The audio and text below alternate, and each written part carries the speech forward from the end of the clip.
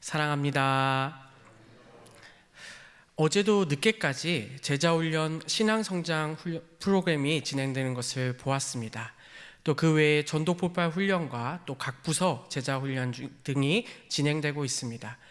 어제 신앙성장 훈련 프로그램이 마치고 돌아오시는 모습을 보게 되었는데요. 그 늦은 시간에 힘이 듦에도 불구하고 성도님들의 얼굴에 빛이 나는 것을 제가 보았습니다. 이 성장훈련 프로그램과 또 이 훈련들을 통해서 우리가 알 수 있는 공통점이 하나 있습니다.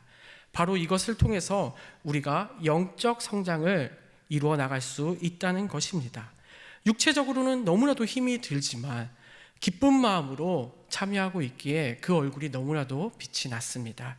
특별히 그 모습을 보시는 예수님께서는 매우 기뻐하실 것입니다. 왜냐하면 우리는 하나님의 자녀이고 하나님께서 우리의 성장하는 모습을 기뻐하며 보실 것이기 때문입니다. 하지만 반대로 우리가 하나님을 믿지만 영적으로 훈련되지 않고 성장하지 않는다면 하나님은 슬퍼하실 것입니다. 그래서 오늘 우리가 너무나도 잘 알고 있는 그 예수님의 포도나무 비유를 통해 우리가 영적 성장하는 훈련 받는 일에 최선을 다하는 우리 일상교회 성도님들 되시기 바랍니다. 말씀을 보기 전에 한번 점검해 봤으면 좋겠습니다. 우리는 성도로서 내가 영적 성장을 하는데 어떠한 모습으로 지금 성장을 하고 있습니까? 성도는 이 영적 성장을 하기 위해서는 자신의 생활의 부족함을 깨닫고 에베소서에 말하는 그 그리스도의 풍성함을 누리기 위해 살아가야 합니다. 그러한 때 하나님께서 은혜 주시고 축복 주실 것입니다. 또 더 나아가 하나님의 그 열매를 전하는 일에 힘쓰게 될 것입니다. 그러한 때 우리는 영적 성장을 해 나가게 될 것입니다. 쉽게 말하면 나를 살필 줄 알고 나를 비워냈고 그 하나님의 은혜를 받아서 하나님의 열매를 전할 때, 그 사랑을 전할 때 우리는 영적 성장을 해 나갈 수 있다는 것입니다.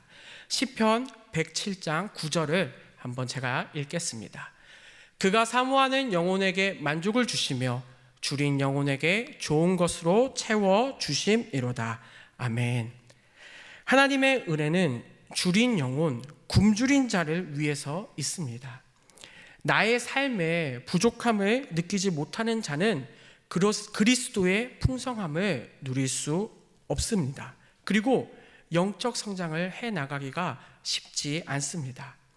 그래서 하나님께서는 우리에게 풍성한 은혜를 주시기 위해 나의 부족함을 먼저 깨닫게 하십니다. 마태복음 5장 6절에 의에 줄이고 목마른 자는 그들이 배부를 것이며 라고 말씀하십니다. 우리가 그리스도의 충만함을 얻기 위해서는 우리가 양식을 얻어야 되는데요. 그 양식을 얻기 위해 갈급한 마음, 간구하는 마음이 우리에게 필요합니다. 그러므로 우리는 현재에 대해서 만족하지 않고 결핍과 부족함이 있다는 사실을 우리가 날마다 삶에서 깨달아야 한다는 것입니다.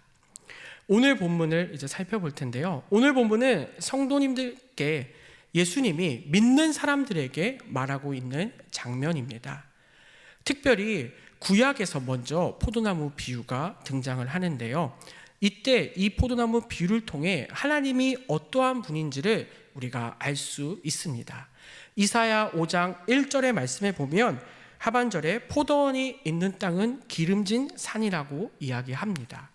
그리고 그 5장 2절에 보면 그 포도나무를 심을 때 돌을 제하고 심는다고 기록되어 있습니다. 하나님께서 그 포도나무 땅을 정하시는 것입니다. 귀한 땅을 찾으시는 것이죠. 그리고 그 땅을 찾아서 이제 그 나무를 심어야 되는데 심기 전에 돌을 걸러내신다고 말을 하십니다. 돌을 왜 제할까요? 이 돌을 잘 걸러내야 이 포도나무 뿌리가 잘 그 땅에 심겨질 수 있기 때문입니다. 좋은 땅에 정성스럽게 땅을 파고 포도나무의 그 뿌리가 잘 내릴 수 있게 농부들이 그 돌을 골라낸다는 것입니다. 농사를 지을 때 처음 해야 하는 것이 바로 이것입니다. 제가 어린 시절에 어머니랑 고추를 심은 적이 있습니다. 한 100평 넘는 그 땅에 고추를 같이 심었는데요. 그 땅이 돌이 너무 많았습니다. 그래서 하루가 아니라 한 3일 정도 걸려서 돌을 다 파냈던 기억이 있습니다. 이것은 아주 수고롭고 힘든 일이라는 것입니다. 하나님께서는 우리를 위해, 한 영혼을 위해 직접 그 좋은 땅을 고르시고 그 땅에다 돌을 다 파내어 힘이 들지만 그 땅을 돌을 다 제거하셨다는 것입니다. 우리를 위해, 한 영혼을 위해 하나님께서 사랑과 정성을 다 쏟으셨다는 것입니다. 그리고 이사야 5장 2절에 보면 망대를 세우시고 지켜보신다고 말씀하십니다.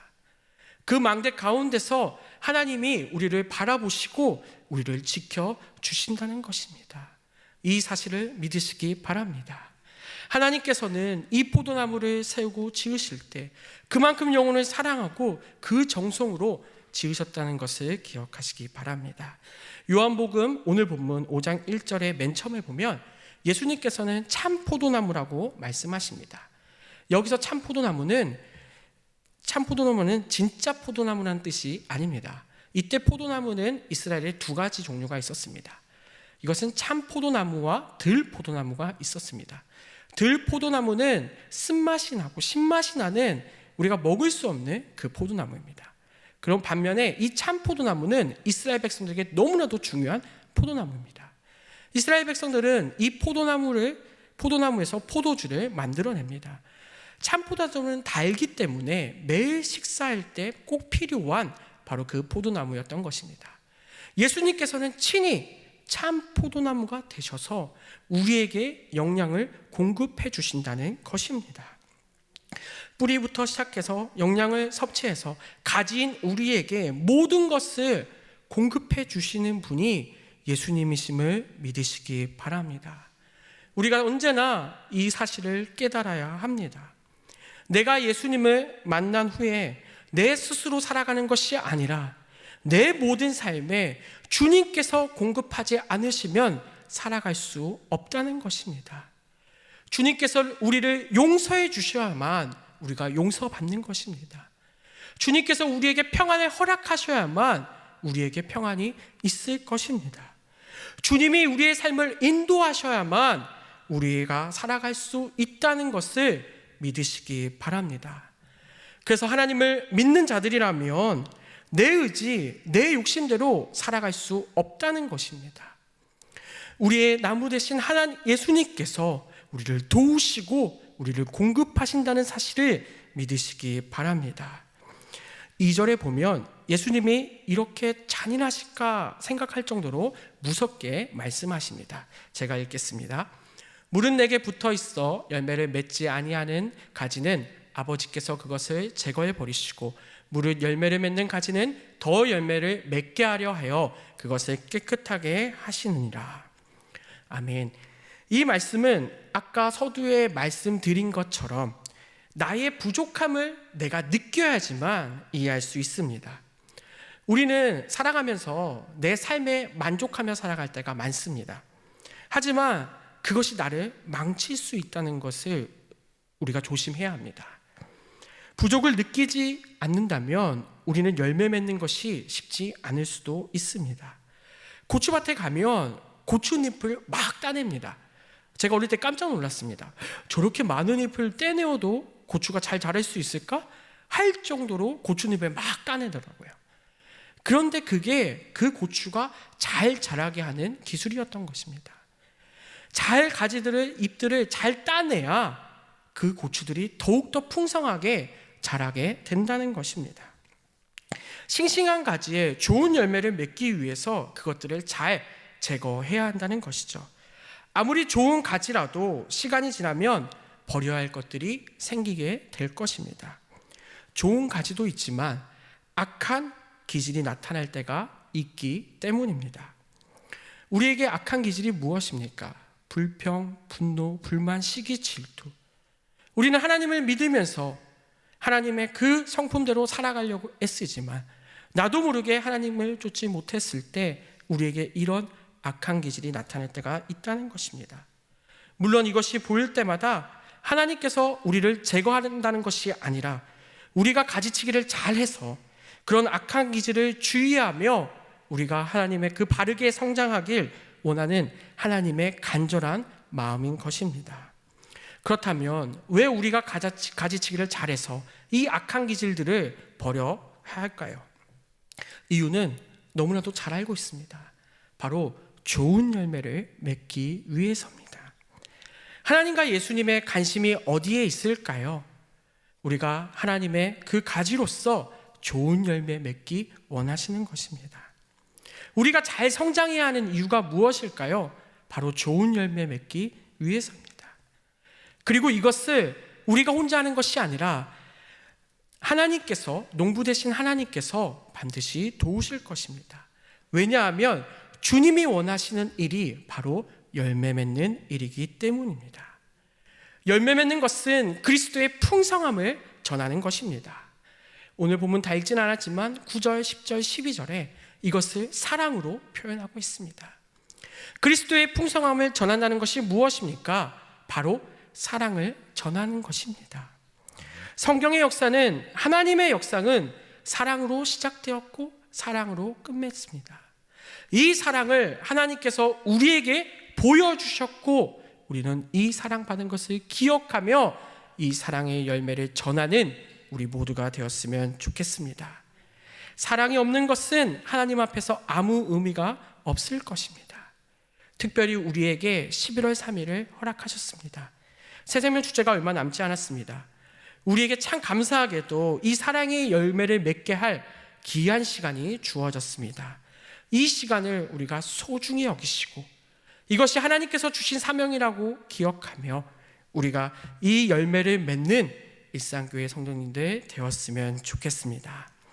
마지막으로 이 열매를 잘 맺기 위해 우리가 주의하고 또 살펴봐야 할 것들을 한번 보겠습니다. 4절 앞부분입니다.